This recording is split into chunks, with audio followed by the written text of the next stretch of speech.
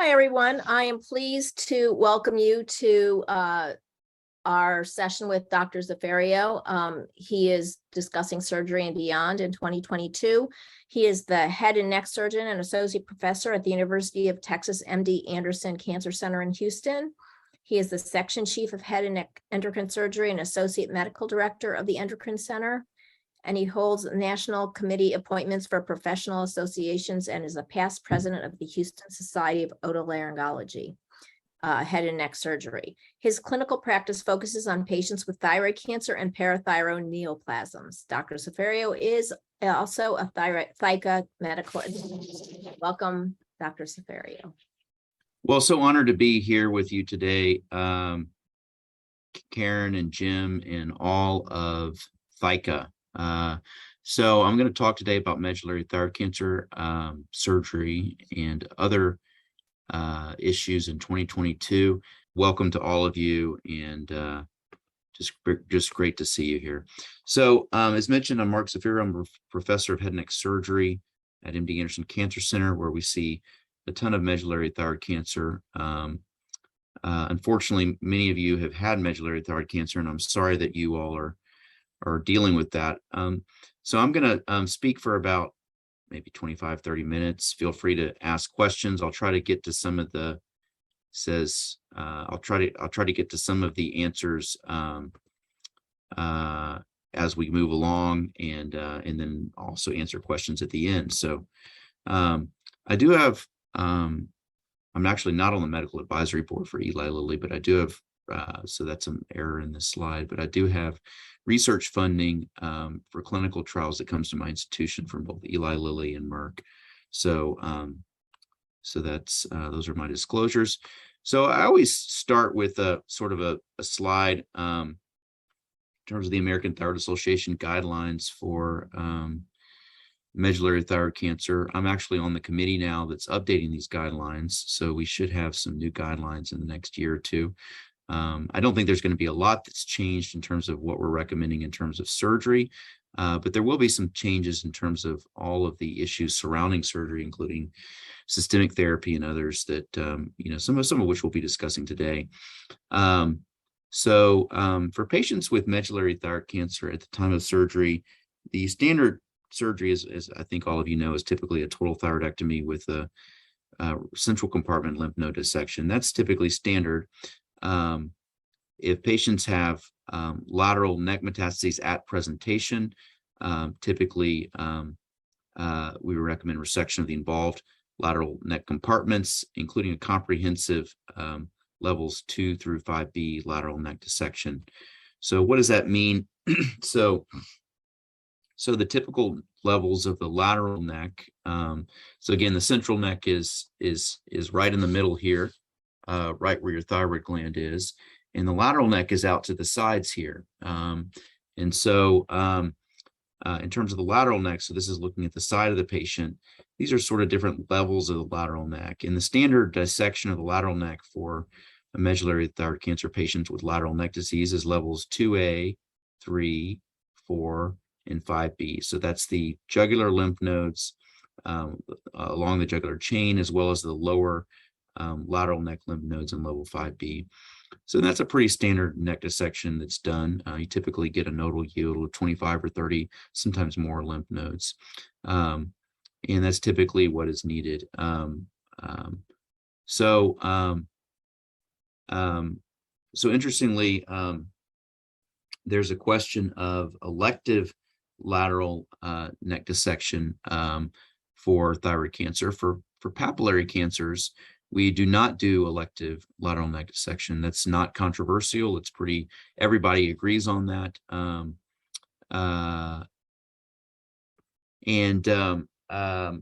But for medullary cancer, there's a little bit of controversy in terms of what you'll see in terms of different opinions, and what's in the literature. And part of that reason is because of, and I'll obviously give you my opinion and the data that we have to back that up. But just a little background, part of the reason why there's even controversy at all is because there is a little bit higher rate of lateral neck metastases in medullary cancer than there is in papillary cancers. Also higher rates of central metastasis and distant metastasis as well. But that's why there's even a discussion about it. So, so do we do a elective neck dissection for medullary thyroid cancer? Well, the last set of guidelines actually were, in terms of the American Thyroid Association 2015 guidelines, were a little bit unclear on this. There was this sort of the idea that we can consider an elective ipsilateral lateral neck dissection just based on calcitonin level alone. Doesn't mean that that's required, but there was sort of this suggestion that this could be one criteria that's considered for an elective or prophylactic neck dissection. And again, that just means that patients who don't have any evidence of lateral neck disease on an ultrasound or a CT scan, are we going to dissect the lateral neck up front? And there was some information in the guidelines that calcitonin over 20, consider an ipsilateral, meaning same side as the primary tumor, elective dissection. For calcitonin over 200, consider a bilateral elective dissection. And that's largely based on some German data from, it's a little bit dated, from about 10 years ago, that looks at sort of all comers and looks at, how many of these patients had lateral and central and lateral neck disease. And you sort of start to see, when you look at all comers in terms of medullary cancer, and this is kind of informative just to kind of look at, aside from this question of elective lateral neck dissection, is when you start to see calcitonins over 20, you do start to see some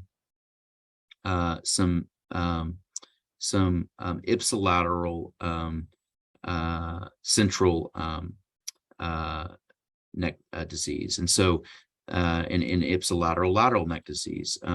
So that's why that calcitonin of 20 was chosen sort of as a cutoff, because that's where you start to see lateral neck disease. And then if you start to look at calcitonins above 200, that's where you start to see contralateral lateral neck disease. If you look here in the green, although the percentage is low, that's where you start to see that number at 200. So that's sort of an arbitrary number that was sort of chosen for ipsilateral lateral neck at 20 and contralateral lateral neck of 200.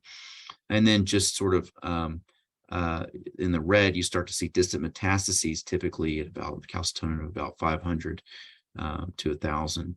So that's kind of where you start to see the metastasis in the neck, but that doesn't mean that all or most patients even have metastasis in their neck at those levels. So you also have to consider the morbidity of ipsilateral or bilateral lateral neck dissection, and what happens to patients whose lateral neck compartments are observed if you don't do that dissection.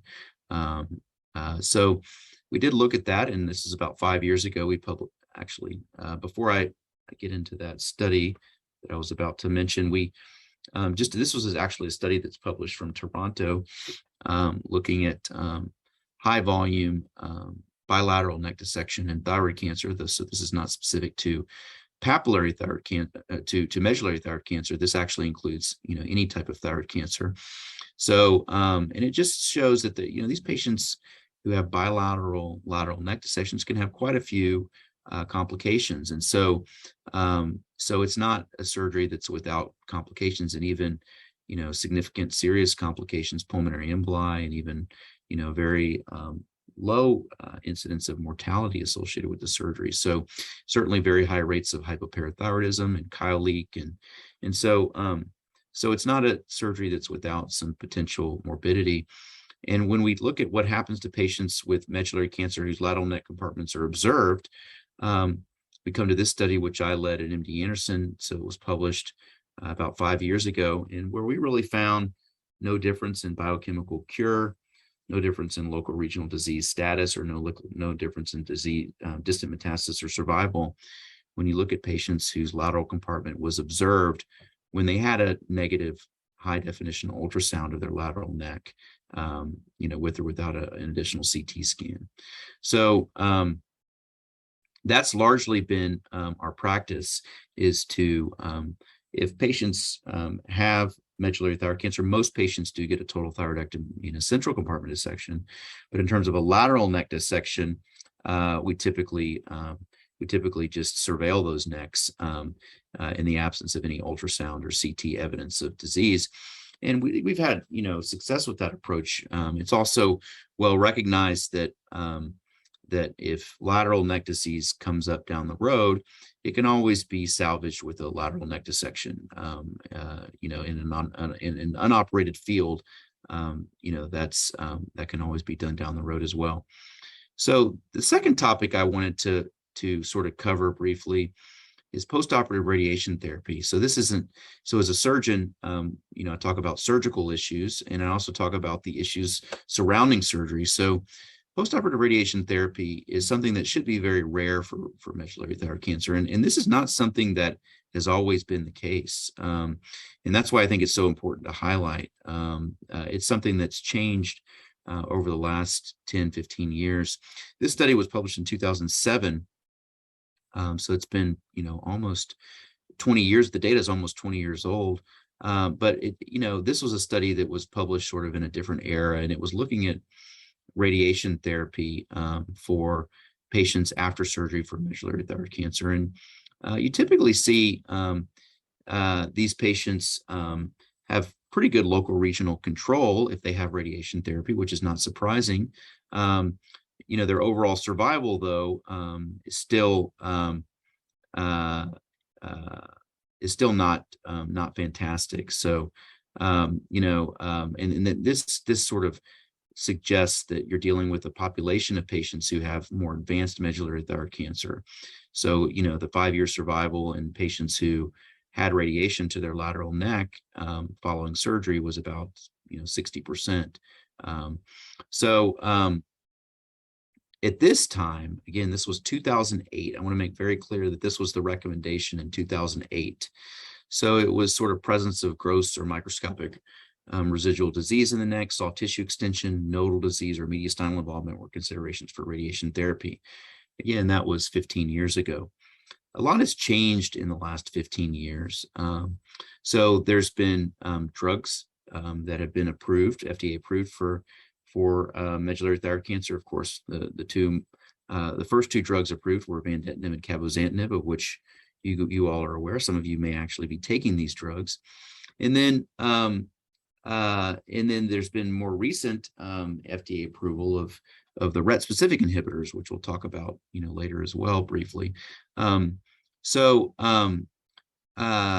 We saw a little bit of a shift in the 2015 guidelines, where it was a little bit 2015 American Heart Association guidelines for medullary cancer, a little bit more strict criteria, but still, pretty broad. Patients at high risk for local recurrence, microscopic or macroscopic residual disease, extrathroidal extension, or extensive lymph node metastases.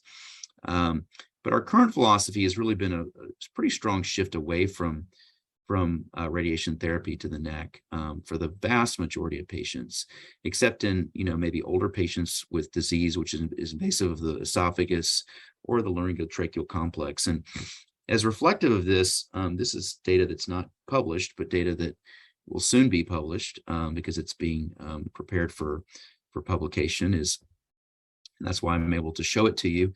Is our proportion of patients receiving radiation therapy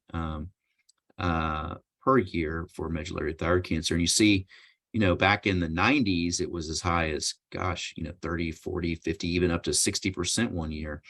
And then, in the 2000s, it drops to like 20%. The 2010s, you're lower, you're getting down to, 10%. And even, 2018, 2019, there were no patients who got radiation therapy after surgery at our institution. And I think that's a trend that's sort of continued. It's going to be very, very rare to see a patient who gets radiation therapy to the neck for medullary cancer. And so this is a little bit of a complicated slide, but and I won't go into the whole detail of it, but looking at pre-2013 and post-2013, this is, a little bit arbitrary, but this is sort of when you sort of had the sort of adoption of systemic therapy for medullary thyroid cancer. So that's why we chose that time frame. After 2013, there were FDA approved agents available.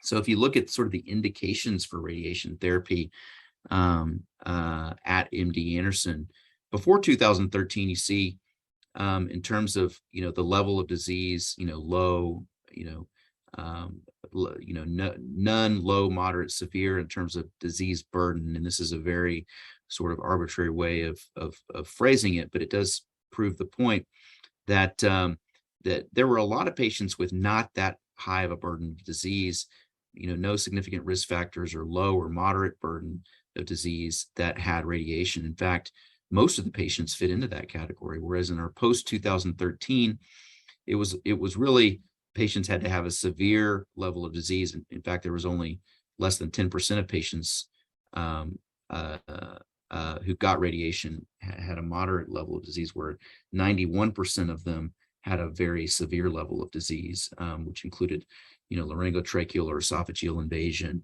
So that's really become the standard of what we, recommend. Is it's really got to be a very unique case of, laryngotracheal or esophageal invasion for us to recommend radiation in a medullary thyroid cancer patient, to the neck, that is.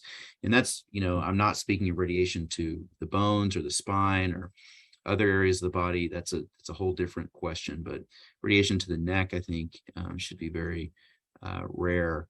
That's the second point I wanted to make. So these are particular patient examples of patients who may have in the past been treated with radiation after surgery, but would no longer be. Patients with, large burden of nodal disease in the neck and mediastinum, who we would just recommend surgery in 2022. So I think we're all familiar with the, and the purpose of my talk is not to go over all the systemic agents for medullary cancer. We know that cabozantinib was one of the first agents FDA approved for medullary thyroid cancer. And we know what the treatment-related adverse events of cabozantinib are. In this initial study, which was published in 2013, about 80% of patients had to have dose reductions and when they were on cabozantinib, and about 15% of patients had to even discontinue the drug due to adverse events. And these drugs are also associated with some degree of anti-VEGF activity, which can, and this is the anti-VEGF activity of cabozantinib and vandetanib listed here, which is fairly high. And so there are some warnings for patients on, cabozantinib. Here's the black box warning, that these patients can be susceptible to perforations and fistulas and hemorrhage. And so most patients don't have that, but it is a potential side effect of the drug.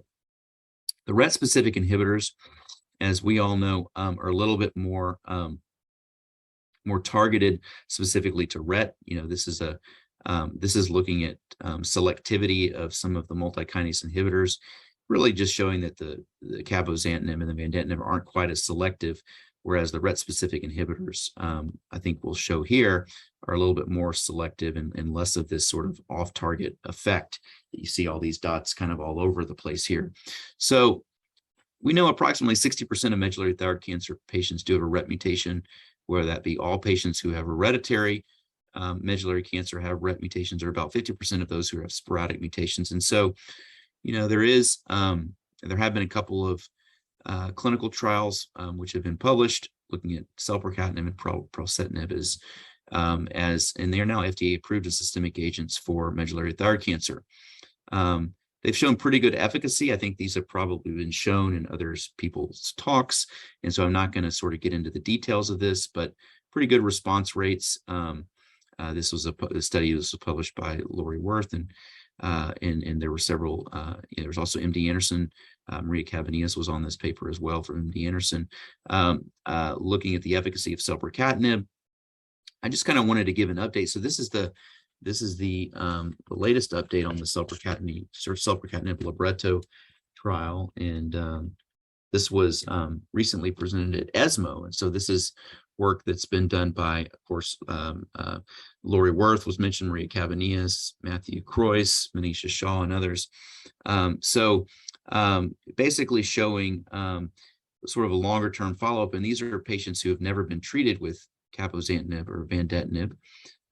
You see pretty good response in terms of percentage change from baseline in 40, 50, 60, 70% response in a lot of patients. And the durability, if you look at 3 years out, 76% are still responding. If you look at 2 years out, 83% are still responding. So not all patients are still responding, but some fairly good durability there. And then if the patients have had prior cabozantinib or vandetanib before going on the RET-specific inhibitor, their durability response is a little bit less. So you see 64% response in patients who at 2 years, and 57% responding at 3 years. So it does drop a little bit if patients have previously been treated with cabozantinib or vandetanib, which is not all that surprising. Patients tend to tolerate these RET-specific inhibitors a little bit better than what we had historically seen with cabozantinib and vandetanib. Only about 30% of patients had to dose reduce due to adverse events in the selpercatinib trial, and only 2% had to discontinue the drug. So, and these are some of the responses that were seen in terms of the pralsetinib trial initially. This was Dr. Mimi Hu et al. This was presented at ESMO in 2020. Looking, you're seeing 50, 60, 70% responses in terms of the maximum percentage reduction from baseline in a lot of these patients. So, and again, with pralsetinib, same thing. Very few patients had to discontinue treatment related to adverse events. Not that there aren't adverse events. These are it's not all just roses, not all easy to necessarily tolerate these drugs, but generally a little bit better tolerated than what the cabozantinib and vandetanib had been. So this led to the FDA approval of these drugs. I'm going to skip over this slide in terms of resistance. But now, in terms of a surgeon, I did want to briefly mention, we are looking at a little bit more closely at this idea of neoadjuvant therapy, systemic therapy first, followed by surgery. And really what's the reason why I gave that background of the systemic therapy first is to really give the context of in what environment we're considering surgery after systemic therapy. And it's really, these RET-specific inhibitors have really pushed this question to the forefront a little bit more. And it's because they have a little bit lower side effect profile. They're a little bit potentially safer in terms of using them in association with surgery. And so we've been studying, doing surgery in combination with RET-specific inhibitors. And we've been studying that at MD Anderson, I think more than anywhere in the country. And so I was going to give a little update on that. And why we consider that is that the RET-specific inhibitors have little activity against the VEGF receptor. So that maybe gives them a little bit improved surgical safety. Distant metastases are almost always driving our survival. So it allows the upfront treatment of distant disease. And neoadjuvant therapy may decrease the morbidity of some of our surgeries. And so I'm going to skip through these slides because we've already shown these. But go to the example of what we can see. So this is a patient who I treated at MD Anderson and had about a 40% response after 4 months of selpercatinib in terms of the neck. And if you look at the left is pre-treatment, the right is post-treatment. And you see, if you look at this tumor here, the arrow, you can see this tumor is smaller after treatment. And that's on the right side. And then on the patient's left side, if you look at where my arrow is, you see this tumor here, and it's a lot smaller after treatment. So that actually, in some cases, can make our surgery easier, which translates to less morbidity for a patient. Here's another example. This is lateral neck disease. So this is the tumor here, and it's sort of squishing the jugular vein here. This jugular vein is this white structure. And then after treatment, you see much smaller tumor in the neck, and it's no longer encroaching on the jugular vein. And so, so that's what we can see in terms of CT imaging. We also see, obviously with these drugs, we see a substantial decline in the tumor markers. Tumor markers are typically down 60, 70, 80%, with, and in fact, calcitonin closer to 90%, even 90+% in many patients with the drug. And so we've treated about 4 patients, and it's not a large number of patients, but this is going to be the largest experience in the country at this point, off trial. So we're going to first talk about patients we've treated off clinical trial. And that's been 4 patients. This is something that we have recently submitted for publication, looking at specifically, what type of response do we see in the neck? We typically see about a 35% response in the neck. And you can see the before and after pictures. On the left is the before, on the right is the after for our patients who were treated. These are 4 different patients. You can see the shrinkage of their neck disease associated with the drug. And we were able to preserve in these patients 4 at-risk recurrent laryngeal nerves were preserved. There was 1 recurrent laryngeal nerve that still had to be sacrificed, but 4 nerves were able to be preserved that were at risk with the potential for decreased surgical morbidity. There is some fibrosis desmoplastic reaction that we see, and that does create some surgical challenge, but that is this is something that we're studying using systemic therapy up front. And so this is actually a study that's already been published and sort of showing, this was our first patient that we treated with this approach, showing the shrinkage of the disease and the pathologic changes that we see in association with the drugs. And currently we're studying this in a clinical trial, which is across hopefully 7 sites. All of the sites are not open yet. MD Anderson is the first site to open. We've enrolled 14 patients so far. We've got several US sites, which are going to be opening in the near future, and hopefully a few international sites. So these are some of the other sites that we hope to eventually open. So MD Anderson, we've enrolled 14 patients, Hopkins, Michigan, Ohio State, and then we're also going to be looking to open this trial in Toronto, London, and Germany. So we're very excited about this trial and look forward to the results of that. In terms of what we've learned so far is we know that the RET-specific inhibitors have an efficacy and side effect profile which aligns well with the neoadjuvant approach. We have limited retrospective data suggesting safety and perhaps some patient benefit, and we are looking to this multi-center trial that's being led from MD Anderson to add credence to emerging data suggesting this role for potential neoadjuvant therapy for RET-altered thyroid cancers. So surgery for the MTC in the modern era. We're not doing elective surgery for ultrasound negative lateral necks. We have a much more narrow role for local regional radiation. We do have effective targeted systemic therapies. 4 of them are listed here, and we're considering neoadjuvant therapy in the era of non-VEGF receptor mediated targeted therapy to be studied in clinical trials. And so with that, I think I went exactly 30 minutes. I purposely did that just to give time for some questions. It is, we're now open to questions, and I'm just going to go through the chat and the Q&A. So if you have any questions, please put them in there. Chat is now activated for questions. So the move to chemical treatment is very popular.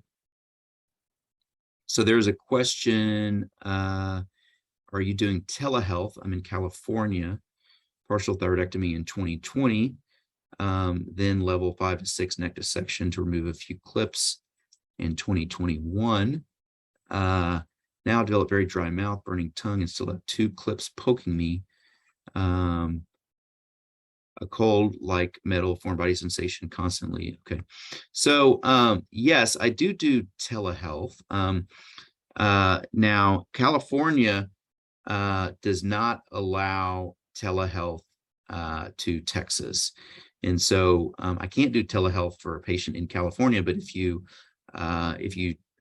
drive to another state, may be able to do the telehealth there. We have to look at the specifics in terms of each state has different regulations there, but we do allow, MD Anderson, Texas does allow telehealth, but the rules of each individual state are different. It's unusual. I do have to say the question was about clips in the neck. I personally don't use clips for my surgeries. I don't like them. They cause artifact on CT scans. but they don't typically bother patients. So this is a pretty unusual situation to have clips in the neck which are bothering a patient. And I do have to always sort of warn that it may not, these symptoms that are being described here very well may not be related to those clips. That's something that has to be considered. I mean, we wouldn't expect, some of the symptoms of dry mouth and burning tongue to be associated with clips. That requires a more careful discussion, but I personally don't use clips in thyroid surgery. Yes, there was a question from Marianne Holman. Your trials in Toronto that are upcoming, will they be at Princess Margaret? Yes, that is the idea. We're trying to roll out this study at Princess Margaret. I'm trying to get them to move faster to open it there. But yes, the trial will be at Princess Margaret once they can get it open. And this is so funny. I just had a conversation with Princess Margaret this morning. I was on the phone with them at 7 a.m. this morning, trying to figure out how we can get things done there faster in terms of getting that trial open there. What is actually happening in a tumor when it is shrinking due to various meds? Well, the tumor cells are dying. Tumor cells are constantly, just like all cells in our body, they're constantly dying and being rejuvenated. But there's many more tumor cells that are dying that are being rejuvenated in response to certain drugs. And so these drugs have different targets. So there's different cells which are there's different sort of parts of different cells which these drugs target and different receptors. So all the drugs are a little bit different. Each of these drugs targets different receptors in different parts of the cell. So the RET specific inhibitors target the RET, and so that's how it leads to ultimately killing the cells and then shrinking the tumor. This is a Leslie Mellinger, no question, but just saying hello, Dr. Zafereo. You performed my surgery in June 2021. You saved my life, and I can't thank you enough. Oh, God bless you. Thank you for saying that. It's so nice. Hello to you, and wow, it's such a rewarding thing to hear. Let's see if there was another question in the Q&A. What is your perspective on RFA in lieu of surgery to address a specific lymph node or multiple surgeries? We really don't have any data on RFA and medullary cancer. My gut feeling, and without, again, there's no data on it, but my gestalt is it would not be my first choice. We don't even know if RFA works for medullary cancer, first of all. RFA is just now sort of being studied for, papillary cancers and, very, very tiny papillary cancers. And so I don't think that we've got good evidence to say that it works. So I think that if that's going to be done, it needs to be studied, in sort of like a clinical trial or something like that, and be monitored pretty closely. Just because a patient has had multiple surgeries does not mean that they can't have another surgery. Certainly, I think it's anytime somebody's had multiple surgeries, I think that should raise some question marks in terms of, looking into maybe getting another opinion or something like that, because the whole sort of situation may need to be looked at in terms of, how comprehensive were these surgeries and such. But just because somebody's had a couple surgeries does not mean that they can't have another surgery. It depends on sort of the specifics of all that, in terms of, what surgeries they've had, where the disease at, and those types of things.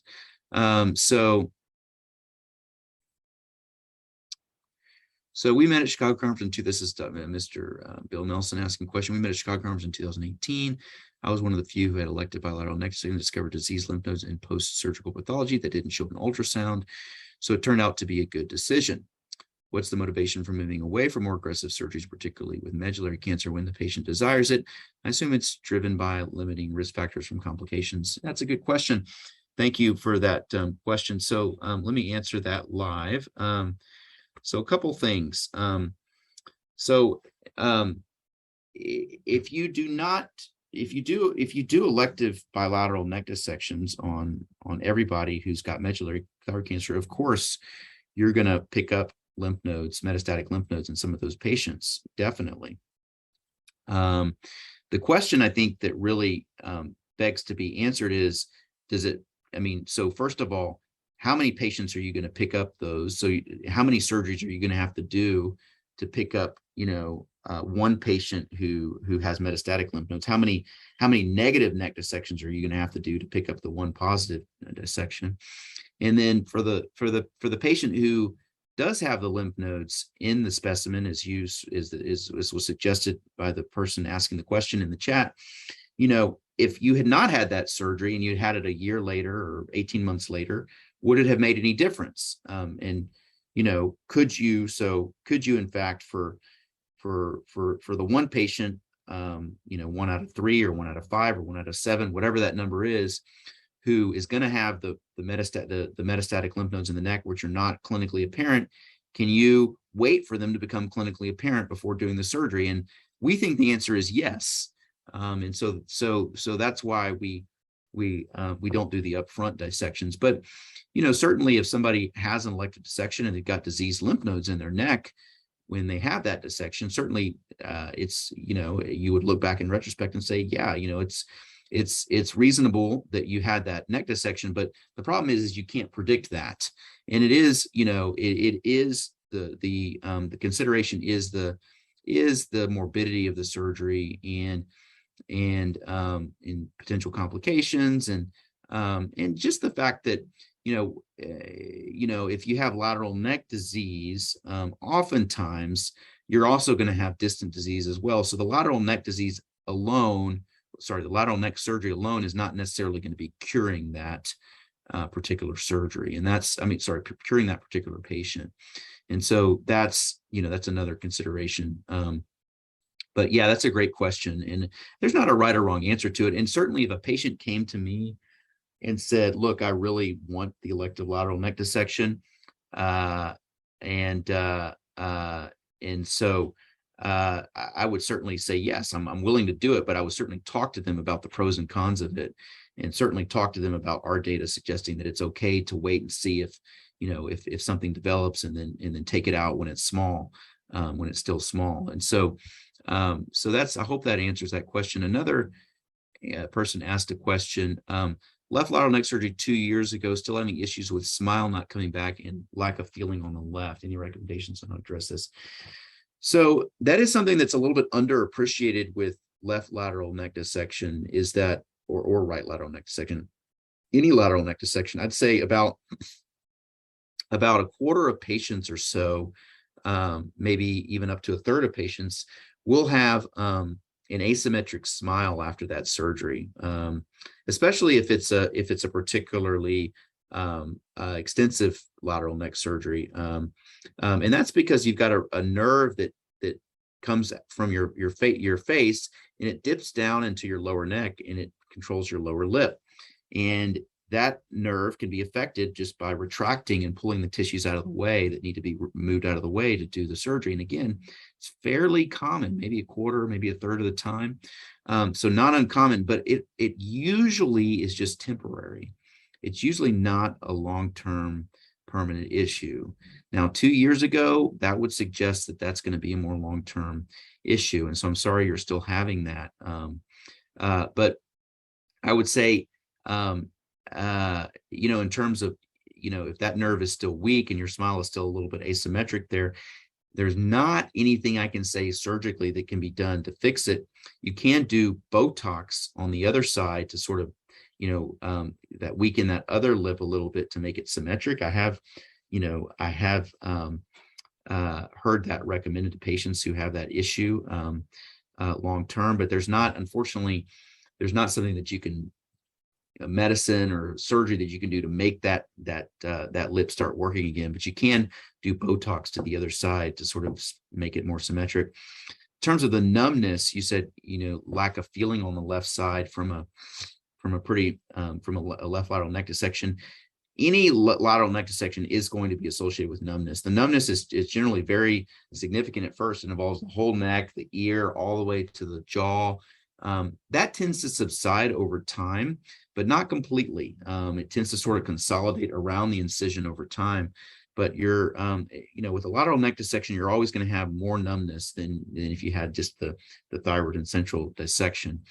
So I hope that, and there's not, that's just got to come back spontaneously. There's not something, that's not something that can be, again, there's not a pill or an electric shock or anything that can make that sensation come back to the neck. It's just time is the only answer to that. And then I saw a comment from Mr. Bill Nelson. Thanks again for that comment, and thanks for your question. That was a great question from Bill Nelson. So let me just see if there's any questions I haven't answered. I think I answered all of the questions in the Q&A. There's a couple in the chat, Dr. Zafereo. And then let me look back to the chat now that I abandoned the Q&A to go to the chat. And let me just start with the first one. Okay, so this is a chat question. Total thyroidectomy in 2019 with calcitonin 16,000, CEA 500. Removed a few lymph nodes as well. For the past 3 years, calcitonin 300 and CEA about 15. PET scan and bone scan shows no spreading except 3 lymph nodes in the neck that look suspicious. Do you recommend removing them? Or wait, what are the chances these lymph nodes cause the elevated calcitonin? So I don't have the whole picture here, so I'll try to give a few thoughts based on the information that I do have, but I don't have the whole picture. And so take it with a grain of salt in terms of my answer, because I'm not able to ask questions back and forth and dialogue. And so calcitonin of 300 and a CA of 15, 3 lymph nodes in the neck that look suspicious. I'm assuming these are small lymph nodes. And my gut feeling is that with that calcitonin of 300, you could have a lateral neck dissection now, but I don't think it's going to make that calcitonin go to 0. I think it'll drop the calcitonin some, but I don't think it would go to 0. And if this were my patient, if they were very small lymph nodes, I may just watch them for a while. And just as long as they're not growing quickly, which I'm assuming these lymph nodes are not growing quickly, because your calcitonin is still pretty low, and your last surgery was in 2019. So it sounds like these are sort of lymph nodes that are sort of indolent, slow moving. I would probably watch them for a little while and make sure nothing else comes up anywhere else in the neck before just jumping into another surgery right away. That's my general gestalt in terms of what we're looking at.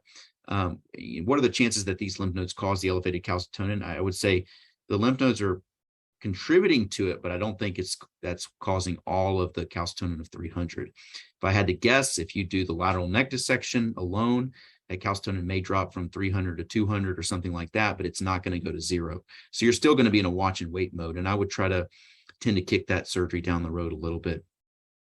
Next question comes, have you ever considered injecting the RET inhibitors directly into the tumors? That's a great idea. Unfortunately, the way that these RET inhibitors work is by IV. We don't have anything that works topically on tumors that way, but I do think that that's probably a way of the future. I think eventually it would be outstanding if as a surgeon we had a drug that worked that could be injected directly into a tumor.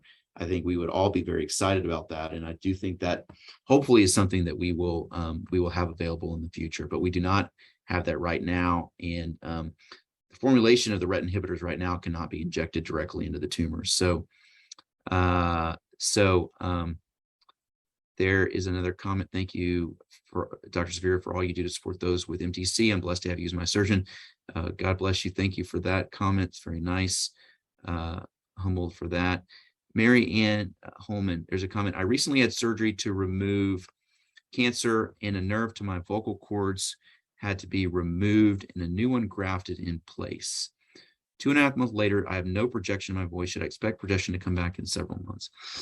I'm sorry you had that issue. So I would say a couple things. So it looks like you have a vocal cord paralysis after a surgery 2.5 months later, your voice is not still all that great. So there's a couple of points I would make about this. If the nerve was actually just weak after the surgery, which can happen quite frequently, oftentimes that nerve will come back to normal over a period of months. It sounds like in your case, though, it's you quote, "The nerve to my vocal cords had to be removed." So that suggests that the nerve was actually cut with the tumor as the tumor was removed. So that nerve is not going to start working again, even though it's been grafted. The grafting can help give the vocal cord some tone, but it's not going to make that vocal cord start moving again. When a nerve is grafted, there is suggestion that with a little bit of time, maybe 6 months, you can get a little bit of that tone back. So I think that there is a chance that you still could get an improvement in your voice, but ultimately, I think you may end up needing a vocal cord injection, and that could actually be done right now even. So if your voice is still not good after 2.5 months, you could do a temporary injection of your vocal cord to sort of beef up that vocal cord to improve your voice. And then, if that would also give that graft a little bit of time to sort of work. It's not, the grafting is not going to make that vocal cord start moving again, but even if it gives it a little bit of tone over time, that could potentially be some benefit. So I would check into the possibility of having a vocal cord injection. And then ultimately, if after a year or so, let's say you have an injection and then the injection wears off and you're not happy with your voice again, you can do a permanent implant. But I would not do the permanent implant right now. I would wait, until you're 6 months or a year out from the surgery that you had before you do the permanent implant. But I would consider a temporary injection of your vocal cord to help with that issue right now while you're waiting to see if that graft helps at all. So, so I think that's all in the chat. I'm going to move back to the Q&A. Just to see, okay, there's some more questions in the Q&A. So, what percentage of patients do you see back for lateral neck dissection? It sounds like the recovery time is the same for total thyroidectomy in central versus lateral, but now 2 different procedures versus 1. Interesting. I thought I heard you say if you have dirty lymph nodes, you most likely have distant. Did I hear that correctly?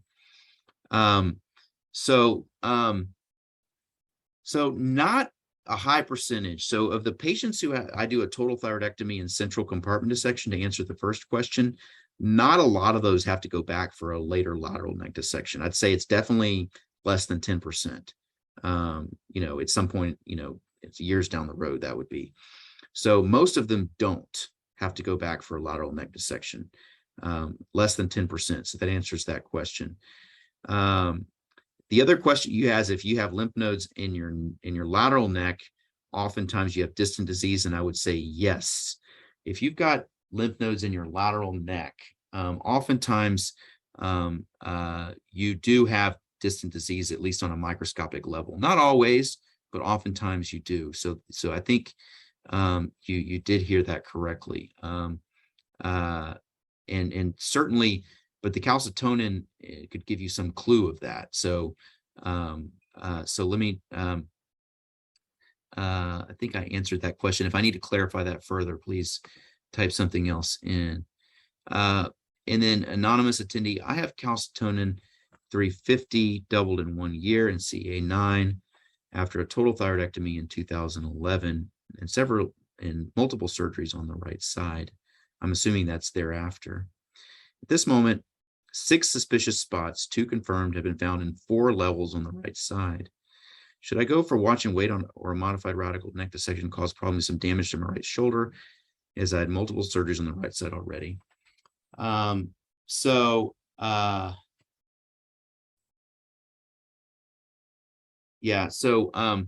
me answer that question, and there's a couple of other things in the chat I wanted to get to. So couple of spots on the right side in somebody who's looks like they've had 3 surgeries. I would say your next surgery, definitely needs to be by a very experienced surgeon. So I think that's the number one thing I would say. I would say that you've had 3 surgeries already, is not the most common situation. So I'd probably consider getting another opinion before having another surgery at least. But in terms of the decision to do the surgery now versus wait, I think it depends on, how quickly those lymph nodes are growing, how big they are. If they're small, I would err on the side of waiting. I certainly wouldn't be in any rush. And it's not guaranteed that it's going to cause any damage to your right shoulder. Hopefully it will not. Just because you've had previous surgeries does not necessarily mean that it will cause damage to the right shoulder. And by the right shoulder, I'm assuming you're mean to the nerve that goes to the trapezius muscle, which is your spinal accessory nerve, which helps in lifting your shoulder above your head. So that's assuming what we're getting at. But I wouldn't be in a rush to do the surgery. I certainly would look at the size and the growth rate. If they're small and they're slow growing, there's certainly no rush, and I would typically watch and wait on that for a while. So I hope that answers that question as best I can. There's somebody who said, I had a bilateral dissection in 2011. My calcitonin has never been below 300 since my surgery 11 years ago. And that's exactly my point. So, this patient had a bilateral lateral neck dissection, and potentially had disease in their lateral neck. But even so, even after all that, their calcitonin is still detectable, meaning there's still some disease left, and that disease could be elsewhere in the body. It could still be in the neck too, but I think you just need a watchful approach over the coming years. I wouldn't be in any hurry for any further surgery. And then somebody said, follow up, what do you do with possible microscopic distant monitor? I had a calcitonin of 18,000 and CA of 22. I opted for left lateral neck and had lymph nodes there. Yeah, I think if your calcitonin is 18,000, clearly you've got a lot of microscopic disease distantly. So, I think I would just monitor it with imaging. So you're monitoring it with CT chest imaging and abdomen imaging, looking at specifically at the lungs and the liver. You're also going to be getting either a bone scan, or you could also get an MRI of your spine. So you're going to be looking at structural disease, looking at imaging, CT scan, lungs, liver, bones, and you're going to be following your calcitonin level over time is how you're going to be sort of monitoring that. Historically, we've really only treated patients based on their structural disease progression, not just based on the calcitonin number, although there will be clinical trials in the future that will probably be looking at that, treating based on the number. But at this time, I wouldn't recommend doing that outside of a clinical trial. I wouldn't just treat your calcitonin number unless there was some structural disease progression. So another question, what might be the future of pre-surgical use of drugs like Retevmo or Gavreto? One second here.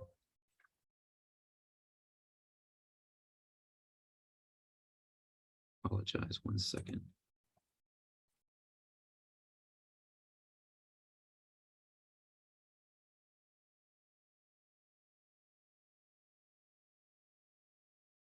So what might be the future of pre-surgical use of drugs like Retevmo or Gavreto to shrink tumors prior to surgical removal? I know there's a trial now, but might we expect this to be the future of treating MTC?